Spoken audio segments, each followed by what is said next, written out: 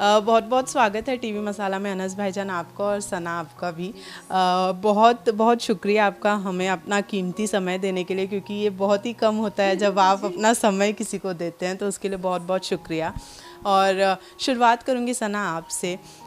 Initially जब आपने इस बहुत लोगों ने आपकी आपकी कहानियाँ तो सुनी ही हैं, किस तरीके से आप दोनों मिले, किस तरीके से आपने इस इंडस्ट्री को छोड़ा, लेकिन ये इंडस्ट्री ऐसी है कि जैसे इंसान को खाने की क्रेविंग होती है, ठीक उसी तरह जब आप इस इंडस्ट्री में होते हैं तो इस इंडस्ट्री की क्रेविंग होती है। और लोग छोड़, कितना मुश्किल था आपके लिए जब आपने डिसाइड किया कि आपको छोड़ना है, कितना मुश्किल था आपके लिए एज एन एक्टर, और कितना क्रेव करती थी इंडस्ट्री में काम करने के लिए? वेल आपको बहुत अजीब लगेगा सुनकर, बट ऑनेस्टली बहुत लोग कहते हैं उन्हें स्ट्रगल होता है, but I think also it's your mind set. I was very very clear कि I am ready to leave this and I don't want it at all. एक होता है ना, फिर आप एक कोई चीज़ को ना पसंद कर दो, फिर वो दुनिया मिलके भी आपको पसंद नहीं करवा सकती। तो बस मेरा वही सिचुएशन था and I was very clear that I don't want to be a part of entertainment industry any more. मेरे पर्सनल जो पॉइंट ऑफ व्यूज़ थे और मेरा पर्सनल जो एक, हर इंसान का देखो जहन, अब जब ये बात होती तो लोग कहते अच्छा जब पहले थे तब नहीं सोचा था, अरे तब दिमाग इतना चला होता तो नहीं होते, जब दिमाग चला तो नहीं है ना। इंसान का माइंड वैसा होना चाहिए। तो आई थिंक एक वक्त आया जब मैं बहुत टाइम से एक्चुअली स्ट्रगल कर रही थी टू लीव इंडस्ट्री, बट वो इनकमिंग आउटगोइंग ऐसे आना जाना होता रहता था, फुल्ली कमिटेडली हो नहीं पा रहा था। एंड बस डिसाइड किया, मैंने छोड़ दिया एंड अल्हम्दुलिल्लाह अल्लाह का लाख लाख शुक्र है, मुझे ज़रा भी क्रेविंग ना तब हुई ना अब होती है। और आई फील मैंने अपनी ज़िंदगी का बहुत बेहतरीन डिसीजन लिया है एंड इनफैक्ट अब मैं जहाँ हूँ, ये चीज़ की क्रेविंग मुझे उस वक्त वहाँ होती थी, तो अब वो क्रेविंग को मैं पूरा यहाँ कर रही हूँ। लेकिन इसमें कितना श्रेय अनस जी को जा?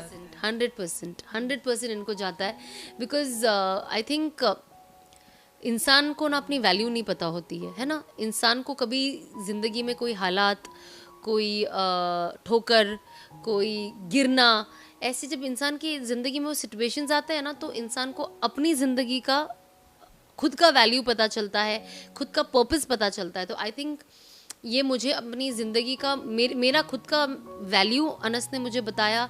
और मेरी ज़िंदगी में मेरा पर्पस क्या था, मेरा पर्पस यही था, लेकिन मुझे समझ में नहीं आ रहा था कि वो कैसे होगा। तो जब अनस से बात होती थी और जब लॉकडाउन के समय पे मैं बात कर रही हूँ, जब बात होती थी तब मुझे पता चला कि हाँ मुझे यही करना है, जो ये बोल रही यही है। एंड फिर बस। भाईजान आपसे इनकी तरफ से तो हमेशा हमने स्टोरी सुनी ही है आप लोगों की, लेकिन आपने कभी उतना ज़्यादा जिक्र नहीं किया है। आपकी तरफ से मैं जानना चाहूँगी कैसे था ये?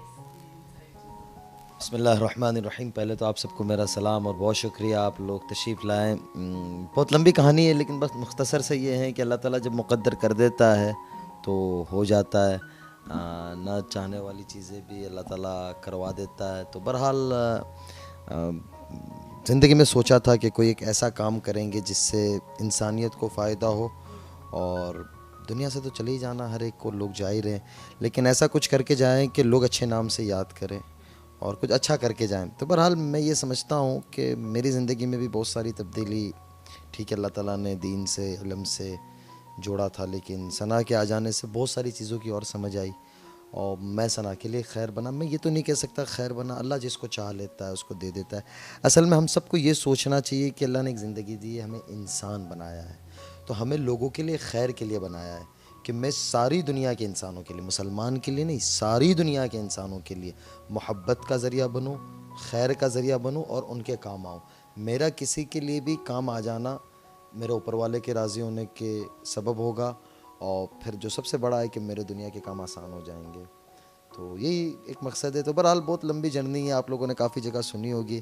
तो खुलासा कलाम यह है कि शुक्रगुज़ार हूँ इनका कि इन्होंने मुझे इस लायक समझा, और मेरे अल्लाह का बड़ा करम, मैं एहसान मानता हूँ। सारी ज़िंदगी सजदों में सर रखूँ तो एहसान नहीं अदा कर सकता कि अल्लाह ताला ने इतनी खूबसूरत और खूबसूरत बीवी मेरी ज़िंदगी में दे दी। बस अब कुछ कर रहे हैं धीरे धीरे कि भाई ज़िंदगी में ऐसा कुछ कर जाएँ कि लोगों को फ़ायदा हो हमारे से, कि ज़िंदगी तो सभी जीते हैं ना, अल्लाह सारे शौक़ भी पूरा कराता है, घुमाता है, फिराता है, खिलाता है, हर एक को कराता है, लेकिन हम ऐसा कुछ कर जाए कि हम अपने लिए नहीं जिए, किसी लोगों के लिए जिए। तो ये ज़िंदगी का मकसद है।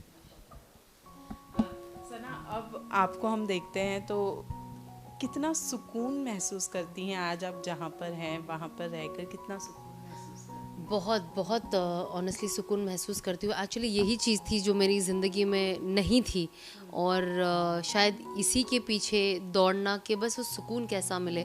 मुझे याद है जब मैं शुरुआत में अनस से बात करती थी, मैं अनस को हमेशा अनस को कहती थी कि खुश होती हूँ मैं जब चीज़ें आती है, कोई अच्छी चीज़ होती है मेरी ज़िंदगी में, लेकिन ना वो कुछ टाइम के बाद वो खुशी चली जाती थी।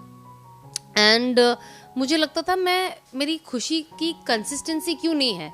जैसे एग्जांपल, मुझे गाड़ी चाहिए थी, हाइपोथेटिकली मैंने गाड़ी खरीदा, जब तक खरीदने का प्रोसेस चल रहा था मैं बहुत खुश थी कि आने वाली है।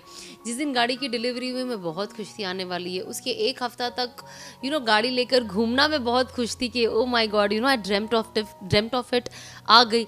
उसके बाद ना फुस खत्म, नो खुशी। और मैं रोज सोती थी और उठती थी, मुझे लगता था क्या ज़िंदगी है, बस सो रही हूँ उठ रही हूँ, मेरा पर्पस क्या है लाइफ का, और मैं कोई चीज़ से खुश क्यों नहीं रह रही हूँ।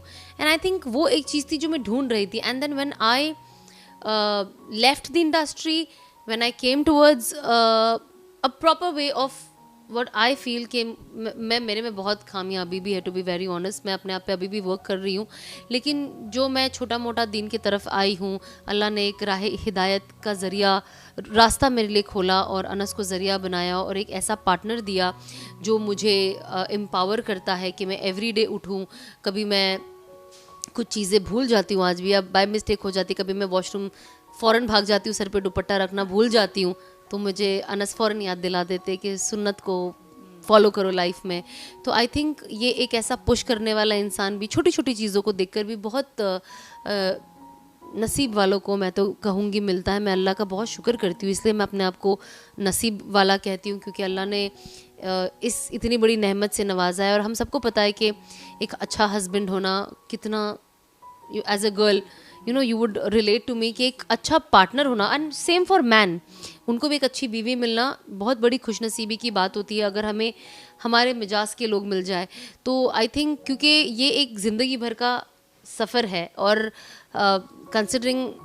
कंसिडरिंग वी हैव ईमान इन अस, हम तो ये आखिरत भी सोचते हैं ना भाई ऊपर जाके भी इनको मिलना है तो दुनिया में अच्छा मिल जाए तो ऊपर कंटिन्यूटी रहेगी। तो ऑब्वियसली मैं यही चाहती थी कि अल्लाह शौहर अच्छा मिलाना कि मैं जब मैं जानमाज में बैठूँ तो आखिरत में जन्नत में भी मैं वही शौहर मांगूँ, ऐसा ना मांगूँ कि बस भैया ये ठीक है बस ऊपर अच्छा करना मेरे लिए। तो मेरी हमेशा दुआ होती थी। And when you have that kind of a man in your life you feel so full, you feel, आपको लगता है कि अल्लाह ने आपकी पता नहीं कौन सी आपकी अच्छाई देखी होगी कि आपके लिए ये चीज़ को आसान की। और मैं हमेशा सच कहूँ, मैं हमेशा सबके लिए दुआ करती हूँ कि अल्लाह जो भी है, बस जितनी लड़कियां हैं जितने लड़के हैं सबको ना पार्टनर अच्छा मिलाना, क्योंकि ये बहुत आपकी मेंटल हेल्थ के लिए भी बहुत ज़्यादा ज़रूरी है। या अनस भाईजान, आप तो एंटरटेनमेंट इंडस्ट्री से एकदम दूर हैं, वास्ता भी नहीं है, लेकिन आपको लोगों ने फिर भी बहुत ज़्यादा जज किया है। वैसे एक वाकया है, एक वीडियो काफ़ी ज़्यादा वायरल हुआ था जिसमें आप बाबा सिद्दीकी के इफ्तार पार्टी में गए थे, जहाँ पे तब सना बेबी एक्सपेक्ट कर रही थी और आप उनको लेकर जा रहे थे। हालांकि आप खींच नहीं रहे थे क्योंकि वहाँ मैं भी थी, मैंने भी देखा है, पर वहाँ पर उस वीडियो में ऐसा लग रहा है कि आप उन्हें खींच कर लेकर जा रहे हैं, जिसकी वजह से लोगों ने आप पर बहुत जजमेंट पास किया है। क्या है उस वीडियो के पीछे की सच्चाई, मैं वो जानना चाहूँगी। आप लोग बहुत होशियार लोग हो, बड़ा याद रखते हो, मैं खुद भूल गया था। पहले तो बाबा भाई का बहुत शुक्रिया, वो बिल्कुल अपनी फैमिली की तरह समझते हैं, हमें हमेशा इज़्ज़त देते हैं। तो वो दावत उनकी नहीं, हमारे घर की दावत होती है। मुझे याद है अच्छे से कि हम लोग शुरुआत में आए, फिर अंदर से माशाल्लाह बहुत अच्छा गुजरा, सारा कुछ दावत हुई, इफ्तार हुआ, नमाज हुई। उसके बाद जब मैं वापस बाहर निकला हूँ तो मेरा ड्राइवर जो था और जो लड़के थे वो आगे जाम में फंसे हुए थे और सना उम्मीद से थी, तो बहुत ज़्यादा गर्मी भी थी, शायद आपको याद हो, आप कह रही है आप वहाँ थी, तो वो कह रही थी मुझे बड़ी गर्मी लग रही है, शदीद गर्मी लग रही है। तो मैं उनको लेकर अंदर आया, मैंने कहा ठीक है अंदर चले जाते। तो कुछ और लोग थे जैसे बाबा भाई के भाई वगैरह थे, तो उन्होंने कहा कि मुफ्ती साहब अंदर चले जाएँ, अनस अंदर चले जाएँ। तो मैंने कि मैं ऊपर से जाऊंगा तो दोबारा ऊपर से जाना, ये लोग रुकाएंगे, इसको और दिक्कत होगी, और ऊपर कुछ और लोग भी, तो हम उनका हक क्यों छीने। तो मैं नीचे से जल्दी से लेके ऐसे जा रहा था, अब इत्तेफाकन मेरा हाथ पकड़ना और थोड़ा सा फास्ट चलना था। और जाहिर सी बात, आप किसी को लेके चलते हुए एकदम वो जुमला बोलते हैं कि मेरे सब चला नहीं जाए। उसका ये था कि मेरे सब चला नहीं जाए। ऑलरेडी थकी हुई थी, काफ़ी लोग मिले थे, काफ़ी मोहब्बत करते हैं लोग, तो बस वो हमारे जिन भी भाई साहब ने उस वीडियो को उठाया था, अल्लाह ताला उन्हें खुशियाँ दे, ज़िंदगी दे, मेरी दुआएं हैं कामयाबी दे। तो बस वो फिर चला और फिर उसके बाद बहुत से लोगों ने उसको सराहा भी। और वो तो दुनिया का एक निज़ाम है कि अगर आपके पीछे 90 लोग अच्छी बात करने वाले हैं तो 10 लोग आपको, ये होना भी चाहिए, 10 लोग ऐसे होने भी चाहिए कि हम तो इतने नेक और इतने अच्छे बंदे नहीं हैं कि हम अपनी नेकी पे जन्नत में जा सकेंगे और अल्लाह को राज़ी कर सकेंगे। तो भले वो बात करते तो उनकी नेकियां हमारे हिस्से में आती है और उनके लिए भी दुआ करनी चाहिए कि हमारे भाई बहन है जो भी है। और दूसरा आपका सवाल था कि मैं इस इंडस्ट्री से नहीं हूँ, लेकिन हम सारे इंसान हैं, इंसान गलती का पुतला है, गलती होती रहती है। मैं कोशिश करता हूँ कि गलती ना हो तो उसको मैं चेंज करूँ, सुधारूँ अपने आप में। और एक बात मैं जो कहूँगा ना, जो सबसे ज़रूरी और अहम बात होगी कि हमें अपनी ज़िंदगी को देखना चाहिए। इंसान है, इंसान से गलतियाँ हो जाती है, कोताहियाँ हो जाती है, लेकिन किसी के बारे में बात करने से पहले 10 दफ़ा सोचें कि ये बात कितनी हकीकत है, कितनी सच है। किसी के बारे में कुछ भी बोल देना, किसी का दिल तोड़ देना। हमारे में तो एक बात कही जाती है कि बैतुल्लाह कितनी बड़ी जगह है, लोग यानी हज़ारों लाखों लोग पूरी दुनिया से उम्रा हज करने जाते हैं।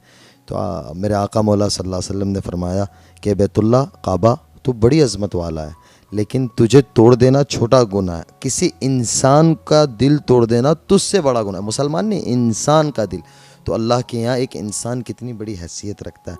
तो हम अपनी ज़बान से कुछ भी निकालते, किसी के लिए कुछ भी बोल देते, कुछ भी जुमले बोल देते, इससे बचना चाहिए। अल्लाह मुझे भी इससे बचाएं, आप सबको भी बचाएं। मैं आपको बताती हूँ वाला क्या हुआ था। हम अंदर गए, इफ्तार किया, सब हो गया, नमाजें हो गई। उसके बाद हमने कॉल किया कि अब जाते हैं। तो बाहर गाड़ी बस जो भाई थे वो एक तो ट्रैफिक में वो, क्योंकि वहाँ गाड़ियाँ इतनी सारी होती तो यस, तो वो गाड़ी अटक गई पहला। और दूसरा ये हुआ कि उनका फ़ोन बंद हो गया। तो अनस ने, हम बाहर आके खड़े हो गए थे तो वहाँ पे कूलर था, तो अनस बोले ठीक है फ़ोन नहीं लग रहा पर मैं देखता हूँ, अगर गाड़ी थोड़ा सा मुझे दिखाई देती है तो हम वहाँ तक चले जाते। तो मैंने कहा ठीक है, और मुझे जाना वॉशरूम भी था। तो अब मैं वहाँ खड़ी हूँ और जब मैं वहाँ खड़ी थी तो क्योंकि वहाँ पे इतने लाइट्स थे, सारे मीडिया वाले वहाँ पे थे और एक पीछे कूलर था, तो जाहिर सी बात है, आप भी जानते हो प्रेगनेंसी में आपको बहुत गर्मी होती है। And considering I was in my 8th month eight that point of time, तो मुझे अचानक से ना बहुत क्लॉस्ट्रोफोबिक फील होने लगे। और वो कभी भी हो जाता है, बिकॉज यू आर एक्सपेक्टिंग, आपका वेट इतना बड़ा होता है, आपका 2 बेचारे पैर इतना बड़ा भार लेकर खड़े हैं एंड पूरा बांध के आप हो, तो अंदर से पसीना टप टप हो रहा था। मैं बहुत क्लॉस्ट्रोफोबिक फील कर रही थी। तो मैं एसी के पास खड़ी थी, वहाँ पे ले रही थी, वहाँ पे दोस्त मिल रहे थे, हम पिक्चर्स ले रहे थे। उसके बाद जब अनस आए तो वो कांटेक्ट नहीं हुआ, तो मैंने बोला एक काम करते हैं अनस, हम अंदर, मैं थी वो बोलने वाली, मैंने कहा एक काम करते हैं हम अंदर जाके वापस बैठ जाते, यहाँ नहीं बैठ सकती क्योंकि फिर बार बार लोग आके पिक्चर ले रहे थे, बैठने भी नहीं हो रहा था। तो मैंने कहा हम अंदर चले जाते। तो अनस बोले ठीक है चलो जाते। मैंने कहा इनको, मैंने बोला एक काम करते हैं नीचे से जाते और फटाफट निकल जाते हम। वो एक इंसान बोलने में फ्लुक हो जाती है ना, बस वही मेरी गलती थी। तो मैंने इनको बोला चलो फटाफट निकल जाते। तो बस वो फटाफट में बेचारे अनस मेरी बातों में कैरी रहे हुए, जो फटाफट मुझे लिया। फिर बस वहाँ मैं थी और मैंने इनको बोला जल्दी जल्दी जाते। और जब जल्दी जल्दी जाने लगी तो मुझे और गर्मी लगने लगी और मेरी सांस फूलने लगी। तो मैंने इनको बोला मैं तो थक गई। मेरा इनके साथ as a husband wife normal conversation था, पता नहीं ये दूसरी चीज़ें कहाँ से आ गई। तो बस फिर जब मैं देखी उसको, वो इतना वायरल हो चुका था और इतने फ़ोन्स आ रहे थे अनस को। उस वक्त हम घर भी नहीं पहुंचे थे, अब तक तो हम बस गाड़ी में ही बैठे थे। मैंने बोला देखो ये क्या हो गया। और फिर बस मैंने वहाँ पे उस पेज पे जाके मैंने लिखा कि ये ऐसा नहीं था, ये ऐसा था। क्योंकि कभी कभी क्या होता है, जो दिखता है कहते हैं ना वो होता नहीं, और जो होता है वो दिखता नहीं है। तो उस वक्त जो हुआ था वो दिख नहीं रहा था, और जो दिख रहा था वो हुआ नहीं था। तो मैंने सोचा कि जाहिर सी बात है वाइफ हूँ, और सिर्फ एज एन वाइफ नहीं, बट जो चीज़ हुई नहीं है, मेरे हस्बैंड पे वो तहमत क्यों लगे कि उन्होंने मेरे साथ ज़्यादती की। और एज ए प्रेग्नेंट लेडी वो समझे नहीं, जबकि 8 महीना मुझे वही संभालते आए हैं। मेरा खाना देखना, मेरा नाश्ता देखना, सुबह में नमाज के लिए जाते हैं जब वो फजर में, तो मेरे लिए चाय, बन मस्का, ये सब मुझे बहुत क्रेविंग होती थी, तो ये लेके आते थे कि सो जाओ, नारियल पानी पी लो। तो जाहिर सी बात है कि उनकी औलाद है पहली, तो क्यों नहीं ध्यान रखेंगे। उसी बात पर मैं आऊँगी अनस भाई। नए ज़िंदगी में एक नए फेज़ की शुरुआत हुई है। बाप बनने का कितना बड़ा जिम्मेदारी महसूस करते हैं, क्योंकि अब पापा बन गए हैं। एक नया फेज़, एक नई जिम्मेदारी आप पर आ गई है और उसको कितने अच्छे से निभा रहे हैं। मेरी बहन, आपने बहुत अच्छा सवाल किया, तो इसका जवाब मैं सना और हम दोनों की तरफ से दूंगा। कि पहले तो ये कहूँगा कि अल्लाह ताला का बड़ा शुक्र है, एहसान है कि अल्लाह ताला ने औलाद की नेमत से, बेटा हो या बेटी हो, दोनों अल्लाह की बड़ी नेमत है। तो अल्लाह ने बेटे की नेमत से नवाजा। और दूसरी बात यह है कि जिन लोगों की औलाद नहीं है, जो तमन्नाएं रखते हैं, अल्लाह ताला उन्हें नेक साल औलाद दे। बहरहाल एक बहुत बड़ी ज़िम्मेदारी होती है आपके ऊपर जब औलाद होती है ना। तो ये एक बच्चा नहीं होता, या आपका ख़ानदान का फ़र्द नहीं होता, या आपकी नस्ल का हिस्सा नहीं होता, एक माशरे सोसाइटी का एक फ़र्द होता है। अगर बेटी है तो वो ही कल बेटी किसी की बीवी बनेगी, किसी की माँ बनेगी, किसी की जितने रिश्ते उसके साथ जुड़ेंगे। अगर वो बेटा है तो कल वो किसी का शौहर बनेगा, किसी का भाई बनेगा, किसी का पार्टनर बनेगा, किसी का बाप बनेगा, सोसाइटी का एक हिस्सा बनेगा।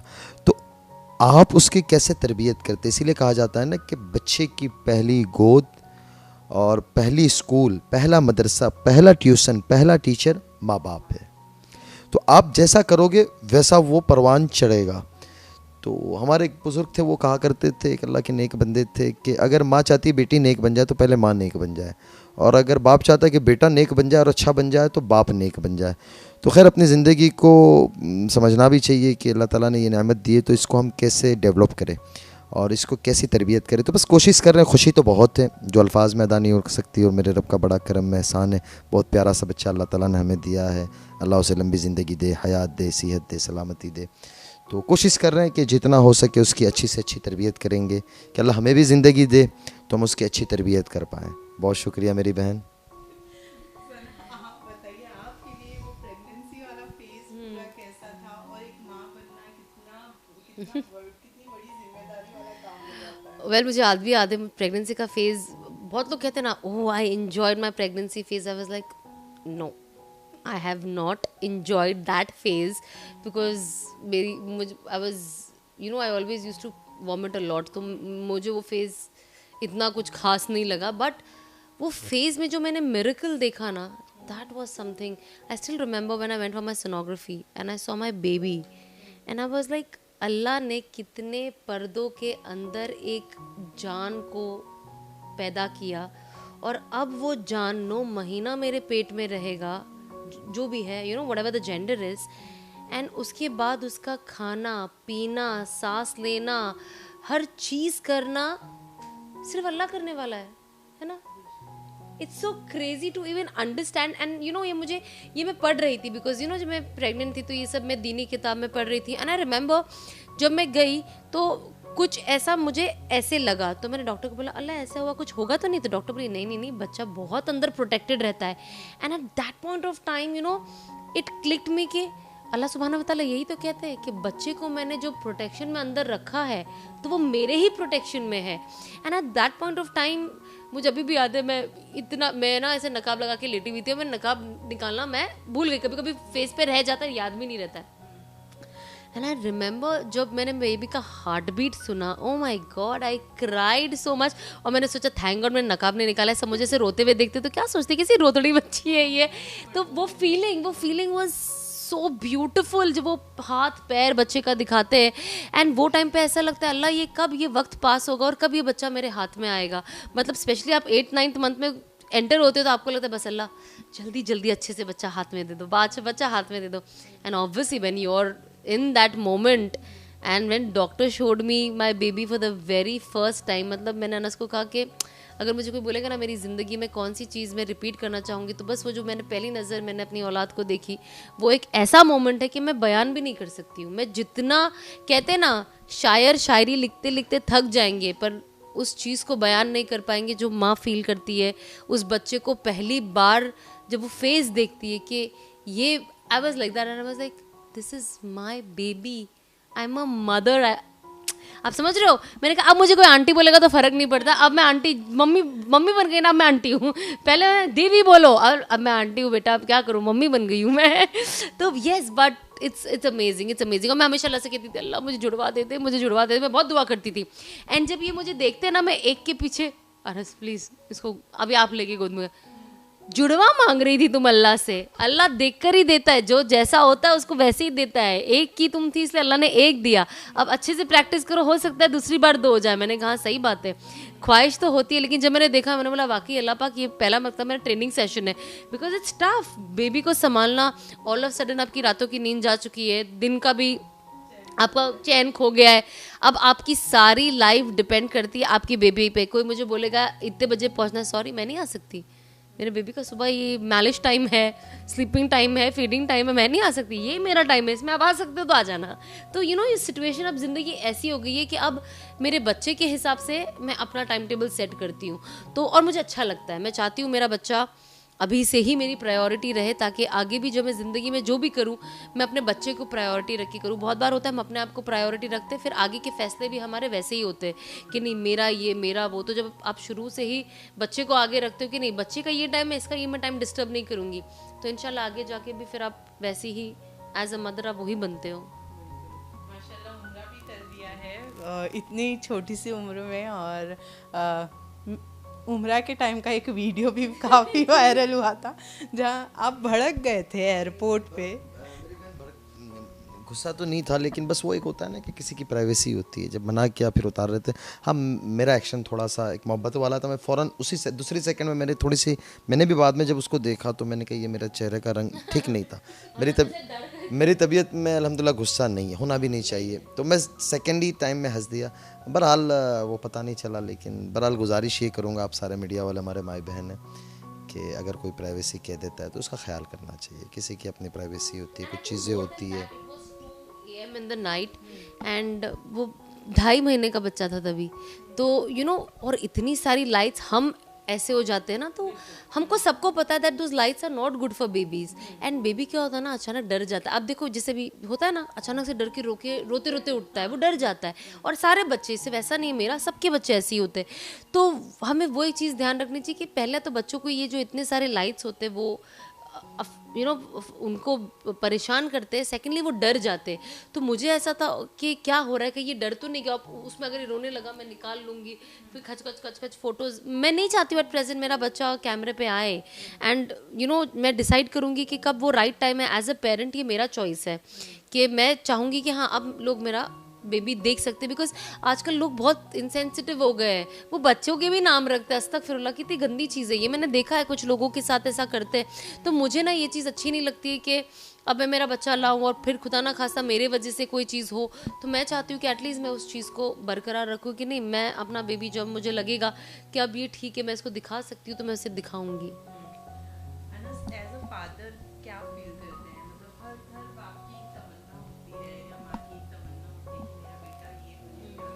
जैसे बहन मैंने आपको शुरू में बताया कि अल्लाह की नेमत भी और बहुत कुछ सोच के रखते हैं।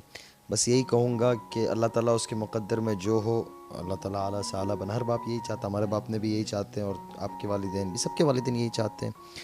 लेकिन बस कोशिश ये करेंगे, हम दोनों की कोशिश ये होगी कि उसे अच्छा इंसान बनावे, है ना। अल्लाह ताला कहते हैं कि कुछ भी हो लेकिन पहले अच्छे इंसान बनने चाहिए, कि माशरे को, हमारे बच्चा जब माशरे के अंदर सोसाइटी में जाए, उसके फ़र्स्ट दिन स्कूल से, फ़र्स्ट दिन मदरसे से, फ़र्स्ट दिन ट्यूशन से, फ़र्स्ट दिन दोस्तों से लेके वो एक ऐसा अच्छा इंसान हो कि वो लंबी ज़िंदगी के अंदर जाए तो एक अच्छा इंसान बन के जाए। तो बस यही चाहते हैं कि वो अच्छा इंसान बने। ऑफ कोर्स मैं तो चाहूँगी अच्छा इंसान, of course no, there is no doubt about it, but obviously मैं चाहूँगी कि मेरी औलाद दीन और दुनिया दोनों में तरक्की करे। मैं चाहूँगी मेरा बेटा मुफ्ती बने, मैं चाहूँगी मेरा बेटा दुनिया की भी तालीम हासिल करे और दुनिया के लिए भी फ़ायदेमंद हो, कुछ ऐसी चीज़ करके अपने मुल्क को देकर जाए जो हमेशा जब हम नहीं भी रहे, जब हम भी इस दुनिया से चले जाए तो याद हो कि भैया इनके बच्चे ने ये किया है। तो जाहिर सी बात है हर इंसान, हर माँ बाप अपने बच्चे को कामयाब देखना चाहता है, अच्छा इंसान। तो ये तो अनडाउट है, ये तो मतलब बेसिक है कि अच्छा इंसान तो बनना है। उसके अलावा अगर आप अच्छे इंसान नहीं हो तो फिर आपका जो पोजीशन है, आपका पैसा है, जो भी रुतबा है, पावर है, कोई मैटर नहीं करता जब आपकी इज्जत नहीं है। तो मैं डेफिनेटली चाहूँगी मेरा बेटा अच्छा इंसान बने, नरम दिल बने, लोगों को माफ़ करने वाला बने, लोगों को हंसाने का ज़रिया बने, लोगों को खुश करने का ज़रिया बने, लोगों को मदद करने का ज़रिया बने और हक पे रहे। कभी मेरा बच्चा दो जन के बीच में अगर उसको एज अ जज बनाया जाए तो वो सही का साथ दे, चाहे गलत उसके जो दोस्त है अगर वो गलत है तो ऐसा ना हो कि वो दोस्त का साथ दे, पर वो सही का साथ दे, चाहे सही आपके ऑपोजिट टीम से क्यों ना हो। तो मैं हमेशा चाहूँगी कि मेरा बच्चा हक पे रहे और सच पे रहे। कभी नहीं कहेगा इंशाल्लाह, वो माहौल ही नहीं देंगे हम। देखो जो हम माहौल बच्चों को देते हैं ना, बच्चे वही करते हैं। जब हमारे घर में जैसे जो अभी मेरी हस्बैंड की तरफ से जो फैमिली है, हम में से इंक्लूडिंग मेरा घर, लॉकडाउन से ही हम में से किसी के घर में टीवी ही नहीं है, ठीक है। तो टीवी नहीं है तो प्लस फोन्स आर ऑल्सो। बात वो कहूँगा कि आपने जो एक सवाल किया ना, एक्टर ठीक है वो पेशा गलत नहीं है, दुनिया एतबार से मेहनत करते हैं, लेकिन हमें हमारा दीन एक बतलाता है कि माशरे में इंसान को अल्लाह ने क्या ज़िम्मेदारी दी है कि वो ज़िंदगी का ये नहीं है कि भाई ज़िंदगी हंसना खेलना कूदने का नाम है, ज़िंदगी एहसासात का नाम है, ज़िंदगी कुछ कल गुजरने का नाम है, ठीक है वो भी करते हैं। तो ये जो कह रहे थे ये अपनी बात, ये जज्बाती बहुत ज़्यादा, इसलिए मैं कुछ जगह पे इनको बहरहाल तरबियत का, जैसे मैंने शुरू में कहा कि तरबियत इतनी बेहतरीन होना चाहिए कि वो अच्छा से अच्छा इंसान बने, फिर आगे तो मुक़द्दर है ना। हमने भी कभी नहीं सोचा था कि अल्लाह ताला इस मकाम पे बिठाएगा, इन्होंने भी नहीं सोचा था, आपने भी नहीं सोचा था, भाई साहब ने भी नहीं सोचा था, हमारे माँ बाप ने हमारे पीछे मेहनत की और हमारे मुक़द्दर, तो दोनों चीज़ें साथ चलती, एक मुक़द्दर भी साथ चलता है, एक मेहनत भी साथ चलती है, तो दोनों चीज़ों को साथ लेके चलनी है। लेकिन इस वक्त हमारे ज़िम्मे उसकी तरबियत है और उसको बनाने का टाइम है, तो अभी तो शुरुआत है, तो इंशाल्लाह कोशिश करेंगे कि बेहतर इंसान बनाए। और ये बात आप मुझे 15 साल के बाद पूछिएगा, जब वो 15 साल के वक्त कुछ नज़र आएगा, अल्लाह तुम्हें भी ज़िंदगी दे, अल्लाह मुझे भी ज़िंदगी दे और हम लोग इसी तरीके से सेहत सलामती के साथ हो, तो मैं आपको 15 साल के बाद इसका जवाब दूंगा इंशाल्लाह। सबसे इम्पोर्टेंट कि माँ बाप जब कोई राय रखते तो समझे कि ये, हम भी हमारे माँ बाप की सुनते हैं ना, आज कहते हैं ये नहीं सही है, नहीं करते। अनस के अब्बू भी कहते नहीं, अनस जैसे अभी कितने बड़े, वो खुद एक अब्बू बन चुके हैं, लेकिन उनके अब्बू he is very scared of his father. अब्बू के सामने तो जिप एक सर भी नहीं उठता है अनस का। तो मैं चाहती हूँ हमारी औलाद भी ऐसे थी, जैसे अनस कह रहे थे कि जो तरबियत होती है, घर का माहौल, तरबियत का ये मतलब नहीं होता है कि बच्चे को दबाना, बच्चों की ख्वाहिशात को बंद करना, उसको डरा के रखना कि बस माँ बाप नहीं आपके जल्ला दे। मैं उसकी बात नहीं कर रही हूँ, मैं इसकी बात कर रही हूँ कि बच्चों को सही और गलत बताना है ना। जब तक आपके बच्चों को सही गलत नहीं पता होगा, वो माँ बाप से ही पता चलेगा। और माँ बाप जो आपके लिए जितने मुखलिस है, जितने वो है, वो बाहर वाले नहीं हो सकते। बाहर वाले तो आपको गलत भी सही बोलेंगे, मेरे साथ भी ऐसा हुआ है, मैं गलत डिसीजन को भी मेरे सही बोल के वाह वाह किया है मेरे लिए।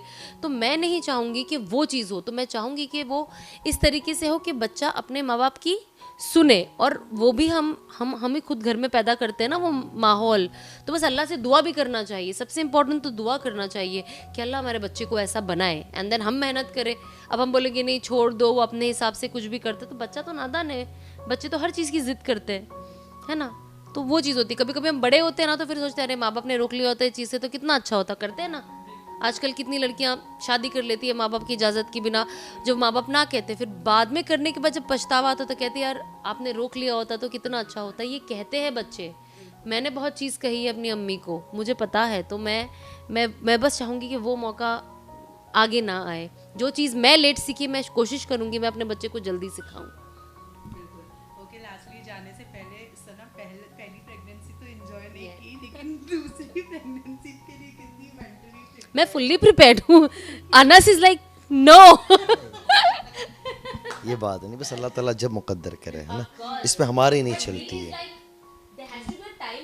इसमें हमारी नहीं चलती है। मैं आपको बताती हूँ ये क्या बोल रहे, ऑफ कोर्स देखो अल्लाह की मर्जी से है, दूसरी औलाद हमारे पास, हमें अल्लाह ने हमारी मुकद्दर में कितनी औलाद लिखी, ये सब तय है अल्लाह की तरफ से। बाद में जो हम दुनिया में सही गलत फैसले करते हैं, बट उसके अलावा समटाइम्स आप बहुत वो हो जाते हो, नहीं कुछ गर्ल्स होती है ना, जल्दी प्लान करो, एक हो गया फटाफट दूसरा। वाई? बिकॉज आप चाहते हो कि सारे बच्चे एक साथ, सबका एक अपना कॉन्सेप्ट होता है, भाई आपको 5 साल में करना है करो ना, मुझे 1 साल में करना, तो आपको क्या प्रॉब्लम है।